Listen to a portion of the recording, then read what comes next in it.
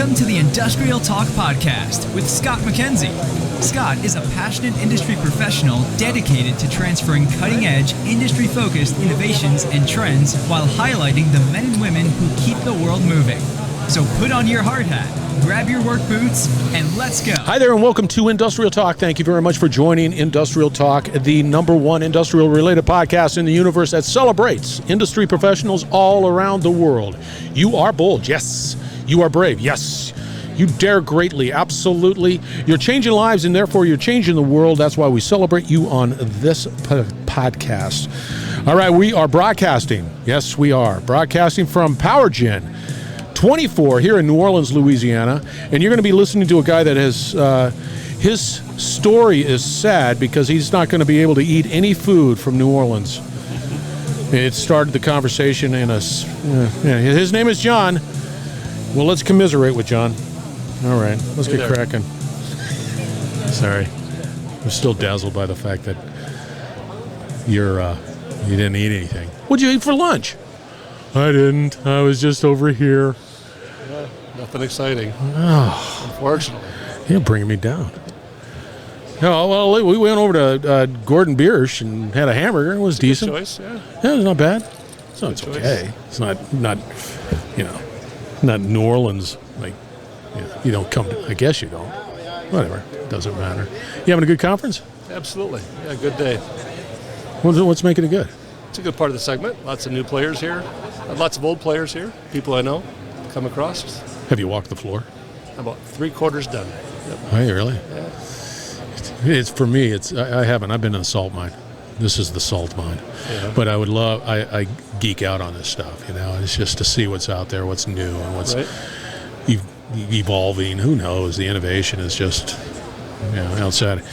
All right, for the listeners out there, John, sort of give us a 411 on who you are.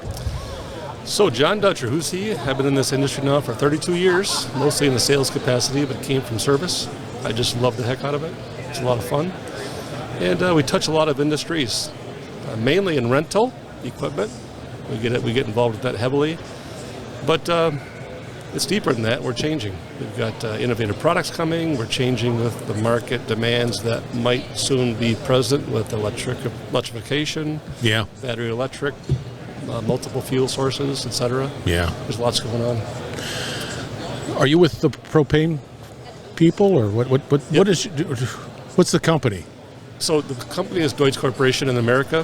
Hold on. There's a guy named just like you. Yeah. Is that you? So you're with them. Yeah, so we're an engine manufacturer. You're an engine manufacturer. And I love your tagline because we share it. We ensure the world keeps moving. Very close to what I heard in your recording. See? Yeah. How can you not be upset about that? That's our global tagline. So, from an engine manufacturing, take us through what that means. Engine manufacturing. So we have 3 large-sized plants that we produce in the world.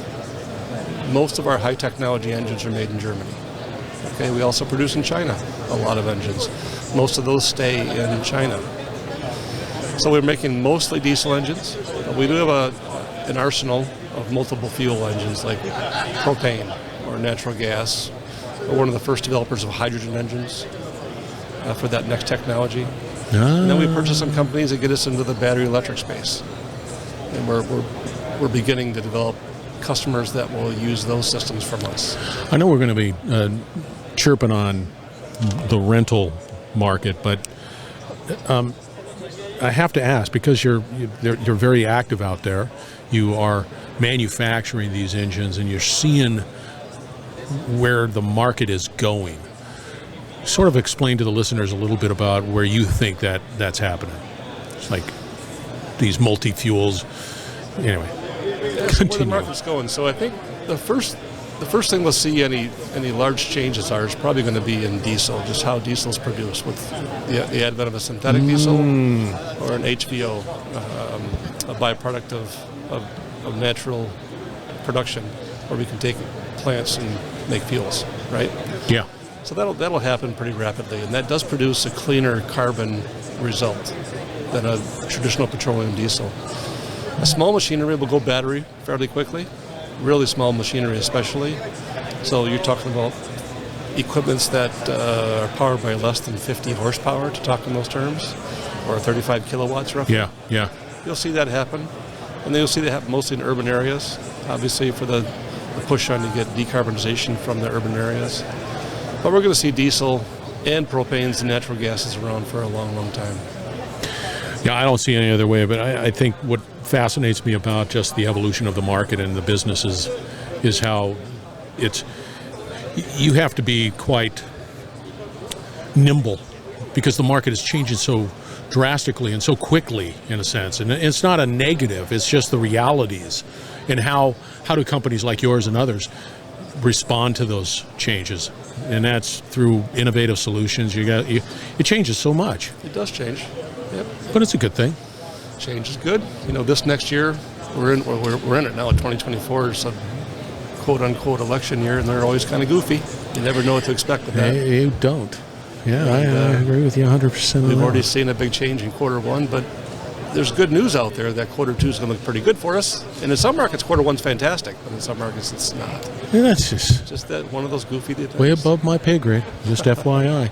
All right, for the conversation that we want to chirp on here is, once again, rentals. Talk to us a little bit about that market. So rental is a prime driver for the industries that we certainly serve, and including what this trade show is all about. So if you look at what's happening with equipment sales and manufacturing, the two sides of it, the rental industry may claim ownership of maybe 80% of all machines produced. No way. That's very high. That is high. Yep. You don't see that in automotive. It's the opposite. Rental companies are large, but people own automobiles. Well, the equipment is mainly sold through and managed by rental companies. And of course, that's driven over the years by tax incentives and then cost of ownership. And the machinery got very expensive. If you're not going to use it every day, you wind up renting one. Right on. So to service that market well, you need to do certain things. And it starts from where we manufacture an engine. We work with the equipment manufacturers who then have their customers, which is mainly in rental. And then what we do on the backside, come back to rental and service them a certain way that makes it all seem to be sensible. Are you performing the maintenance on these assets? So that's a big part of it. So how we get our service parts to market is really important. So everything has to get serviced. Sometimes you have to use your own technicians for that at a certain level, and certain things you let other customers handle on their own. There's not enough technicians to go around. I was just going to say, you have a workforce challenge that Absolutely. I would imagine is significant, so because you're asking them to not be technically capable of being able to do what they need to do effectively, but then you're also talking about them having to travel and do that too as well. Oh, sure. Most things repaired are repaired in the field. It isn't like you take your automobile to the car dealership. Most things are repaired in the field. And we're set up for that. We're different than a lot of our competition in that way. We've put systems in place that we can authorize and train up people enough to do a certain level of work, and that makes for a very good business. One thing that we're also unique about is that we've opened up service facilities where most manufacturers don't tend to do that. They go to private distribution. We like this blend that we've created, and it helps us understand. So when we have Explain a little bit about that. What do you mean? At DEUTZ AG, the German manufacturer with headquartered businesses around the world, like ours in Atlanta, Georgia, that takes care of the Americas, at one point in time we had private distribution, who then went through and did a dealer channel to get really hundreds of service points in the industry. We began to put our own distribution channel together, owned by our company, in markets that are key markets or where we had weak distribution. But we still have a blend. We have a very strong network of distributors, and where we don't, we operate on our own. That's helped us learn the industry a bit differently. It helped us learn and see the side of the customer more than the side of the manufacturing buyer. So when you're very good at selling to manufacturers, it isn't a guarantee you understand the end user business. And this has helped us understand that. So in that scenario, if 80% of all the equipment, theoretically, 80% of the equipment is being rented in some fashion, there is a life expectancy of that equipment. What is the aftermarket look like when it's like, okay, I'm getting a new one. I'm getting a new engine. What does that look like? Yeah, so you brought up that things have changed, and they have. If you look back 20 years ago, you'd say that maybe in 7 years, a rented machine will be exported to a lesser regulated country at a deal. Yeah. So lots of exports of used equipment to all parts of the world because they don't need a high-cost, high-valued piece of machinery. Yeah. However, with an impact on the engine business, which is a lot aligned with emissions, exhaust emissions, Yeah. some of those machines can't be used outside of countries like America and Canada and mainland Europe. They take a certain type of fuel. So the idea of taking a machine from Texas, using it 7 years, and putting it across the border of Mexico really doesn't work very well. They don't have the fuel for it. Or they have to get the fuel for it, and that's more cumbersome than just taking a machine that's purpose-made for that market. So yeah, you look at your rental life going longer in years, or possibly it just goes to a resale market to a part-time user, a small contracting company, or a busy farm, for example. They would take some kind of machinery they wouldn't afford before. So it's changed. Yeah. It's dynamic. Now, if in the aftermarket, it's somebody else that takes that responsibility. You're focused on today, and you're focused on the market today, and providing the services and the solutions associated with clients, correct? Well, the aftermarket is very important. Oh. The revenue stream long term, you want to count on that as a business manager quite keenly. You'll look at where you're going to make your revenues in the first 5 years, the second 5 years, and maybe the third 5 years, and try to capture all that business. Sure, at some point in time, your customer base tends to go from genuine to a non-genuine source, and that's where you've lost opportunity. So it's very important we understand where this machine is going for a long period of time. Yeah, see, that's just a dynamic world. It is. It's a dynamic, but you can handle it, right? And it's not just on the engine side. There's a powertrain side. There's a machinery. They're doing the same thing. We want to capture that business as long as you can. Do you find that in that same model, it's imperative that there's a collaborative type of relationship with certain trusted companies to make sure that things run a little smoother? That's a good question, and it does occur. So when I mentioned that some rental life may have been 7 years, some of those collaborations that we're talking about now actually result in refurbishment projects. Or even the equipment maker wants to keep his hands into that revenue source and customer service for a second period of time, and they'll do it by remanufacturing or resurfacing the product, making it almost like new. So it's interesting. There's a company called Fanuc, right? You've heard of Fanuc.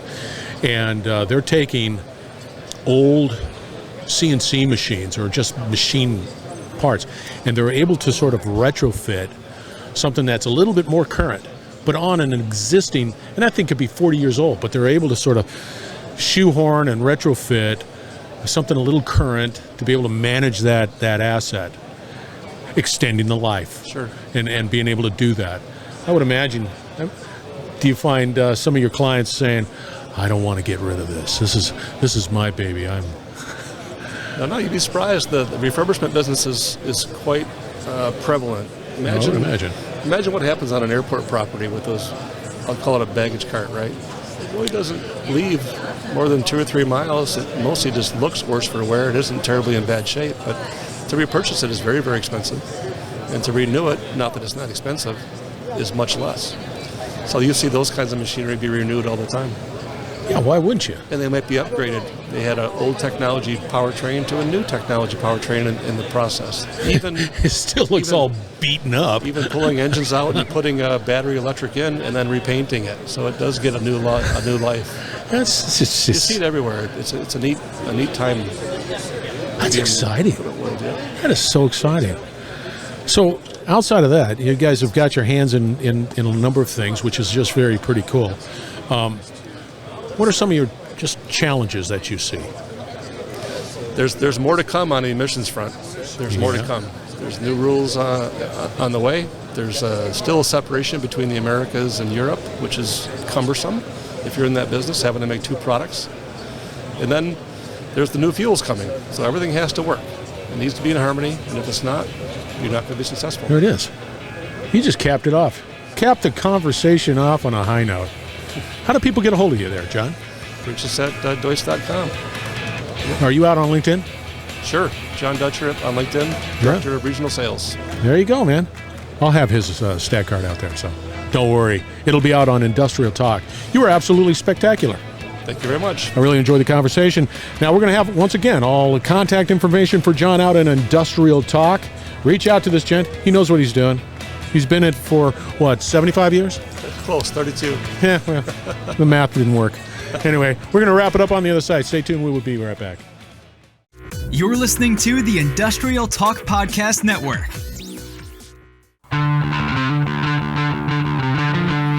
All right. John's his name. Dutcher is his last name. DEUTZ Corporation is the company. And there are a lot of major assets out there. We were talking about rentals and how to keep the world moving big time. This is a must connect. This was at, let's say, what? PowerGen? Absolutely. Let's do PowerGen. But anyway, great conversation.